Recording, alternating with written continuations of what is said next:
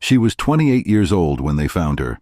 The apartment was silent except for the hum of the refrigerator and the faint drip of water from a leaking faucet. Her body lay sprawled across the bedroom floor, one arm stretched toward the door as if she had tried to crawl away. Blood had pooled beneath her head, soaking into the cheap carpet. On the nightstand sat her phone, screen cracked, last message unsent. It read, "If something happens to me, look at him." The police who arrived that morning didn't know they were walking into a scandal that would unravel the life of one of Ohio's most respected judges. They didn't know this woman had secrets powerful enough to destroy careers, families, and reputations. And they didn't know that in the days before her death, she had told someone she was terrified. Her name was Tanya Brooks, and her story is one of betrayal, power, desperation, and a system that failed her in every way possible. This is not just a murder case. This is a story about what happens when the people who are supposed to protect us become the ones we need protection from.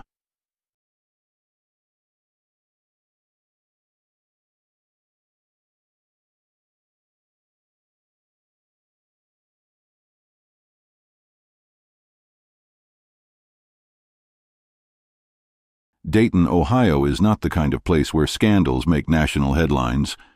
It's a quiet city where people know their neighbors, where Friday nights mean high school football games and Sunday mornings mean church. But in the spring of 2023, Dayton became the center of a story so shocking that even seasoned investigators struggled to believe it. Tanya Brooks was a dancer at a club called Velvet Room, a dimly lit establishment on the edge of town where businessmen came to unwind and forget their troubles. She was known for her confidence, her sharp wit, and her ability to make anyone feel like the most important person in the room. But Tanya wasn't just another dancer. She had ambitions, dreams, and a past that was far more complicated than anyone realized. Then there was Judge Raymond Keller, a man who had spent 2 decades on the bench, presiding over family court cases with a reputation for fairness and integrity.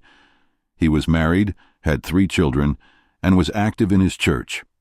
On paper, he was the last person you'd expect to be involved in a scandal, but behind closed doors, Raymond Keller was living a double life, and when those 2 worlds collided, the result was deadly. Tanya Brooks grew up in Cleveland, the youngest of 4 children in a household that struggled to make ends meet. Her mother worked 2 jobs, her father left when she was 6, and by the time she was a teenager, Tanya had learned that survival meant being smart, being tough, and sometimes making choices other people wouldn't understand. She was bright. Teachers said she had potential. In high school, she talked about becoming a nurse, about helping people, about making something of herself. But when her mother got sick during Tanya's senior year, everything changed. Medical bills piled up. Tanya dropped out of community college after 1 semester and started working at a diner, then a bar, and eventually, at 23, she found herself at Velvet Room. It wasn't what she had imagined for her life, but it paid better than anything else she could find. She told herself it was temporary, just until she saved enough to go back to school. That's what she told everyone. Her friends from the club remembered her as someone who didn't take herself too seriously. She laughed easily, danced with confidence, and had a way of making even the most awkward customer feel comfortable. But there was something else about Tanya, something that the people closest to her noticed. She was guarded. She didn't talk much about her personal life. And when she did let someone in, it was because she trusted them completely. One of those people was her best friend, a woman named Kelly, who also worked at Velvet Room. Kelly later told investigators that Tanya had started acting differently in the months before her death. She seemed distracted, anxious, and sometimes she would stare at her phone for long stretches without saying a word. When Kelly asked what was wrong, Tanya would just smile and say she was fine. But Kelly knew better. She knew Tanya was hiding something. Then one night in late January of 2023, Tanya confided in Kelly. They were sitting in the dressing room after their shifts, the music from the main floor muffled through the walls. Tanya pulled out her phone and showed Kelly a series of text messages. They were from a man she'd been seeing, someone she described as important. and complicated. Kelly asked if he was married. Tanya nodded. Kelly asked if she was in love with him. Tanya hesitated, then said, "I don't know, but I think he's in love with me." That man was Judge Raymond Keller. Tanya had met him 6 months earlier when he came into Velvet Room with a group of lawyers celebrating a colleague's retirement. He was quiet, polite, and tipped well. After that first visit, he started coming back, always alone, always sitting at the same table in the corner. Eventually, he asked Tanya if she'd be willing to meet him outside the club. She said yes. At first, it was just dinners at out-of-the-way restaurants, then hotel rooms on the outskirts of town. He paid her, but it wasn't transactional in the way Tanya's other arrangements had been. He talked to her, listened to her, made her feel seen. He told her his marriage was over, that he and his wife hadn't been happy in years, that he was planning to leave. Tanya wanted to believe him, and for a while she did. What do you think? Was Tanya genuinely in love, or was she being manipulated by someone who knew exactly how to control her? Let us know your thoughts in the comments. By the summer of 2023, Tanya and Raymond's relationship had become more intense. He was calling her every day, sometimes multiple times a day. He sent her money through apps, bought her gifts, and even rented a small apartment for her in a suburb 30 minutes outside Dayton so they could meet without being seen. Tanya told Kelly that she felt like things were finally moving forward, that Raymond had promised to file for divorce by the end of the year. But there were signs that things weren't as perfect as Tanya wanted to believe. Raymond had become possessive. He didn't like it when Tanya talked about other customers at the club. He accused her of lying when she said she was too tired to see him.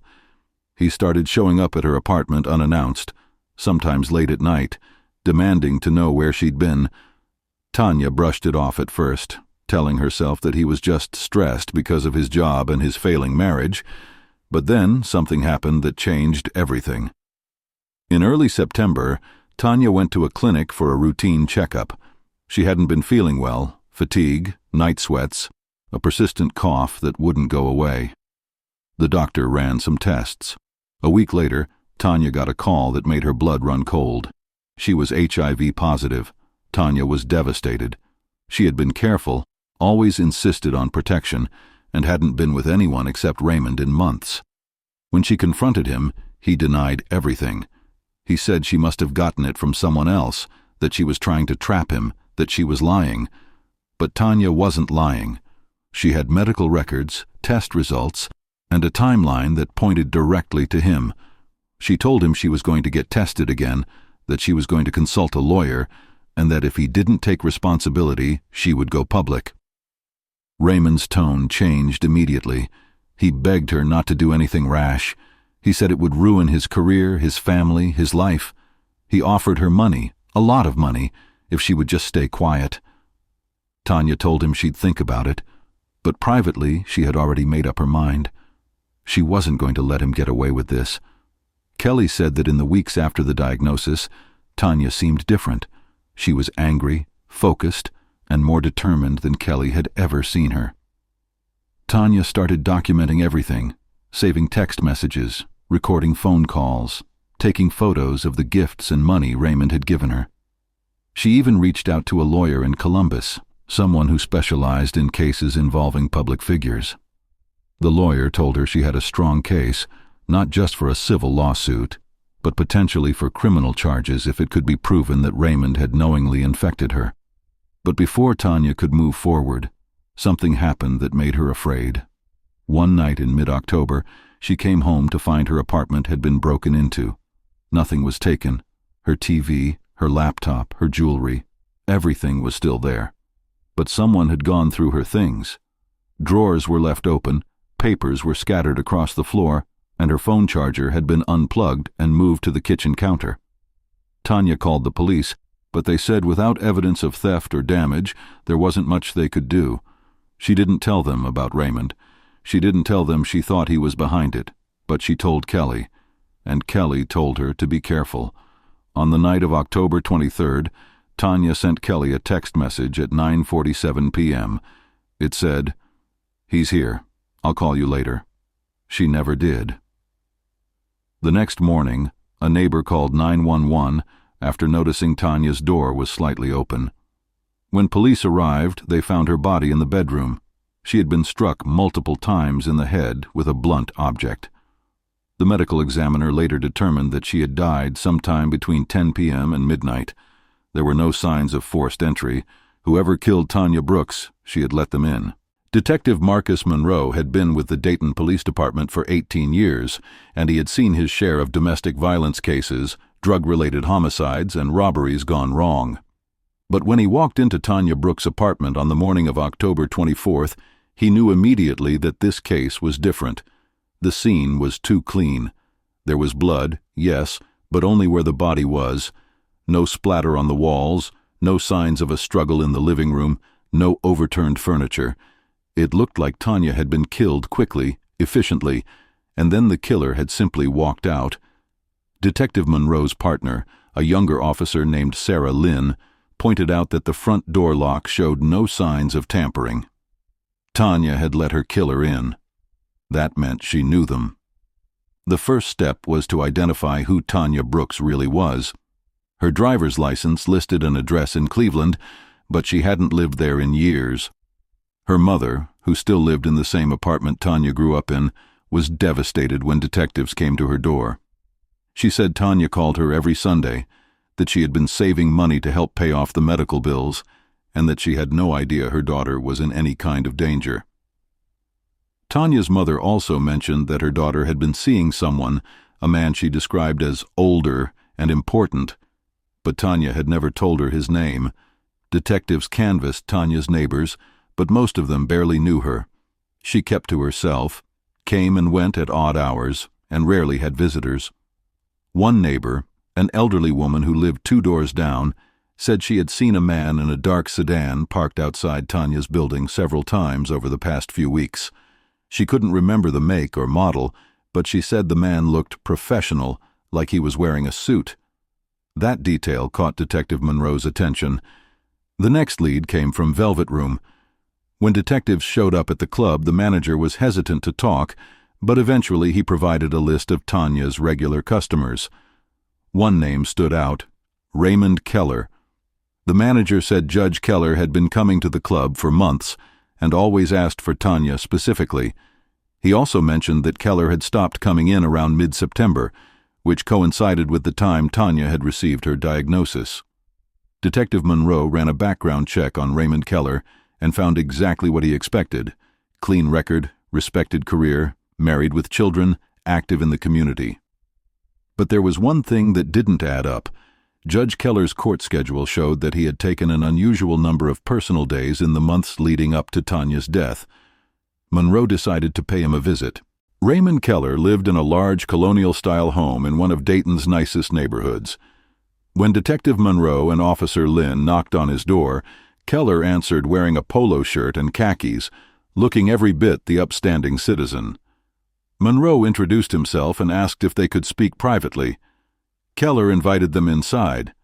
The conversation started calmly. Monroe explained that they were investigating the death of Tanya Brooks, and that Keller's name had come up during their inquiries. Keller's expression didn't change. He said he knew Tanya from the club, that he had met her a few times, but that they weren't close. Monroe asked if he had ever been to her apartment. Keller said no. Monroe asked if he had any contact with her outside the club. Keller hesitated, then said he might have exchanged a few text messages with her, but nothing significant. Monroe thanked him for his time and left. But as he walked back to his car, Monroe had a feeling Keller was lying. Over the next few days, detectives subpoenaed Keller's phone records and found hundreds of text messages and calls between him and Tanya, including several on the night she was killed. They also found records of financial transactions, Venmo payments, cash withdrawals, and even a lease agreement for an apartment in Tanya's name that had been signed by Keller. If you were the lead detective on this case, would you confront Judge Keller immediately with this new evidence, or would you continue building the case quietly to avoid tipping him off? Let us know what you would do in the comments. When detectives brought this evidence to the district attorney, the DA was reluctant to move forward. Raymond Keller was a sitting judge, a public figure with powerful connections. Accusing him of murder without ironclad evidence could backfire spectacularly, but Detective Monroe wasn't willing to let it go. He kept digging. And then he found something that changed everything. Buried in Tanya's emails was a draft of a lawsuit she had been preparing to file against Raymond Keller. The lawsuit alleged that Keller had knowingly exposed her to HIV, that he had lied about his status, and that he had used his position of power to manipulate and control her. Attached to the draft were medical records, text message screenshots, and a notarized statement from Tanya herself. The lawsuit had never been filed. Tanya had died before she could submit it. But the existence of that document gave investigators a clear motive. Raymond Keller had a reason to want Tanya Brooks dead. On November 8th, 2 weeks after Tanya's death, Detective Monroe received a call from the forensics lab. DNA evidence collected from Tanya's apartment had been processed, and there was a match. Raymond Keller's DNA was found on a drinking glass in Tanya's kitchen and on the doorknob of her bedroom. When confronted with this evidence, Keller's story began to fall apart. He admitted that he had been to Tanya's apartment, but claimed it was days before her death, not on the night she was killed. He said they had argued about money, that she had been demanding more from him, and that he had told her their arrangement was over. He denied killing her, but the evidence kept piling up. Investigators obtained surveillance footage from a gas station 2 blocks from Tanya's apartment. The footage, time-stamped at 10:32 p.m. on the night of the murder, showed a dark sedan matching the description of Keller's car pulling into the parking lot. The driver's face wasn't visible, but the license plate was. It was registered to Raymond Keller. Then came the most damning piece of evidence: a voicemail. Tanya had left it on Kelly's phone 3 days before she died. In the recording, Tanya's voice was shaky, almost frantic. She said, "Kelly, I'm scared. He knows about the lawsuit. He keeps calling me, telling me I'm going to ruin his life. I don't know what to do. If anything happens to me, it's him. It's Raymond. Please, if something happens, make sure people know." Kelly had been too afraid to come forward at first. She didn't want to get involved, didn't want to be dragged into a murder investigation. But after hearing that Raymond Keller was still walking free, still going to work, still pretending to be innocent, she couldn't stay silent any longer. She gave the voicemail to Detective Monroe. When the DA heard the recording, he knew they had enough to move forward. On November 15th, Raymond Keller was arrested and charged with first-degree murder. The arrest made national headlines. "Respected Ohio judge accused of killing stripper who threatened to expose him," read one headline. "HIV scandal leads to murder charge," read another. Keller's attorney held a press conference, calling the charges baseless and insisting that his client was innocent, but the public wasn't buying it. As the case moved forward, more details emerged. Investigators discovered that Keller had been living a double life for years. Tanya wasn't the first woman he had been involved with. There were others, women he had met at the club, women he had paid for their silence, women who were too afraid to come forward. One of those women agreed to speak to detectives on the condition of anonymity. She said Keller had a pattern. He would target women who were vulnerable, women who needed money, women who wouldn't be believed if they tried to speak out against him. He would charm them, make them feel special, and then slowly take control of their lives. And when they tried to break free, he would threaten them, financially, legally, emotionally. This woman said she had been terrified of him. She said she believed he was capable of murder. But the investigation took another turn when forensic analysts re-examined Tanya's body. The autopsy had initially concluded that she died from blunt force trauma to the head. But a second examination revealed something that had been missed. Tanya's body showed signs of having been moved after death. Lividity patterns, the way blood settles in a body after the heart stops beating, indicated that she had been lying on her back for several hours before being repositioned onto her stomach. That meant someone had returned to the apartment after killing her. Someone had staged the scene. Detective Monroe realized that Raymond Keller might not have acted alone. Phone records showed that Keller had made a call at 11:04 p.m. on the night of the murder, just minutes after Tanya was believed to have died. The call had gone to a number registered to a man named Marcus Davis. Marcus Davis worked as Judge Keller's driver and assistant. He had been with Keller for over a decade, handling everything from scheduling meetings to running personal errands. Detectives brought Davis in for questioning. At first, he denied knowing anything about Tanya Brooks, but when investigators showed him the phone records, the surveillance footage, and the forensic evidence, Davis broke down. He admitted that Keller had called him that night in a panic. He said Keller told him there had been an accident, that he needed help, and that if Davis didn't come, both of their lives would be over. Davis said he drove to Tanya's apartment, helped Keller clean up, and moved some of Tanya's belongings to make it look like a robbery. He said he didn't know Tanya was dead until he saw her body. He said he was terrified, but he didn't know what else to do. Davis agreed to testify against Raymond Keller in exchange for a reduced sentence. Do you think Marcus Davis should be held fully accountable for his role in covering up Tanya's murder, or was he just a victim of Keller's manipulation? Let us know what you think in the comments. Raymond Keller's trial began in the spring of 2024. The courtroom was packed every day, filled with reporters, concerned citizens, and members of Tanya's family. Keller sat at the defense table in a tailored suit, his expression calm, almost detached. His attorney argued that the evidence was circumstantial, that Marcus Davis was lying to save himself, and that there was no direct proof that Keller had killed Tanya Brooks. But the prosecution painted a different picture. They presented the text messages, the voicemail, the financial records, and the DNA evidence. They called Kelly to the stand, and she testified about Tanya's fear in the weeks before her death. They called the anonymous woman who described Keller's pattern of manipulation and control, and they called Marcus Davis, who described in detail what had happened the night Tanya died. Davis testified that when he arrived at the apartment, Keller was standing in the bedroom, visibly shaken. Tanya's body was on the floor, blood pooling beneath her head. Keller told Davis that Tanya had threatened to go public with the lawsuit, that she wouldn't listen to reason, and that things had gotten out of hand. Davis said Keller never explicitly admitted to killing her, but the implication was clear. The defense tried to discredit Davis, pointing out that he had lied to police initially and that he had a criminal record from years earlier.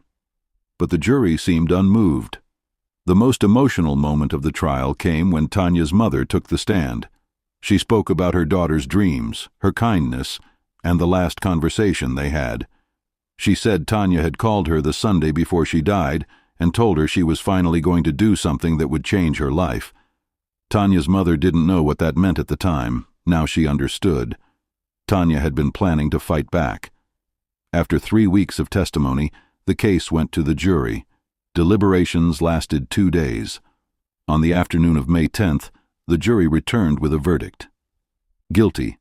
Raymond Keller was found guilty of first-degree murder. The courtroom erupted. Tanya's family wept. Keller showed no emotion. He was sentenced to life in prison without the possibility of parole. Marcus Davis, who had testified for the prosecution, was sentenced to 8 years for accessory after the fact and tampering with evidence. But the story didn't end there. In the months following the trial, investigative journalists began digging into Raymond Keller's past. They found that he had been the subject of multiple complaints over the years, complaints that had been quietly dismissed or buried. Women who had appeared in his courtroom said he had made inappropriate comments. Lawyers who had worked with him described a man who believed he was untouchable, and former colleagues admitted that there had always been rumors about Keller's personal life, but no one had wanted to speak up. The case sparked a larger conversation about power, accountability, and the systems that allow men like Raymond Keller to operate unchecked for years. Tanya's death became a rallying cry for advocates pushing for stronger protections for victims of abuse and for greater oversight of public officials. But for Tanya's family, none of that brought her back. Her mother started a foundation in Tanya's name, focused on providing resources for women trying to escape exploitative situations. She said she wanted Tanya's legacy to be about hope, not just tragedy. Do you believe justice was truly served in this case, or do you think the system failed Tanya long before her death? Share your thoughts below. On a cold morning in January of 2025, Detective Marcus Monroe returned to the cemetery where Tanya Brooks is buried. He stood at her grave, hands in his pockets, staring at the simple headstone that read, "Tanya Marie Brooks, beloved daughter, gone too soon." Monroe had closed a lot of cases over the years, but this one stayed with him. He thought about the voicemail Tanya had left, the fear in her voice, the way she had tried to protect herself but had been failed by everyone around her. He thought about how many people had known something was wrong but had chosen to look the other way. And he thought about how easily this case could have gone unsolved, if not for one brave friend who refused to stay silent. Monroe placed a single white rose on Tanya's grave and walked back to his car. As he drove away, he thought about all the other Tanyas out there, women who are scared, trapped, and trying to survive in systems that were never designed to protect them. This case wasn't just about one murder. It was about power, control, and the price women pay when they dare to speak the truth. Tanya Brooks was 28 years old when she died. She was a daughter, a friend, and a woman who deserved so much more than the hand she was dealt. Her story is a reminder that behind every headline there is a real person with real dreams, real fears, and a real life that mattered. And it's a reminder that justice, when it finally comes, is often too late. If this story moved you, if it made you angry, if it made you think about the systems we allow to exist, then share it. Talk about it. Don't let Tanya's name be forgotten, because the moment we stop paying attention is the moment this happens again. If you think this story was disturbing, wait until you hear about the teacher whose affair led to a student's disappearance. Click subscribe and turn on notifications. You don't want to miss it. Thank you for watching. And remember, truth is always stranger and more heartbreaking than fiction.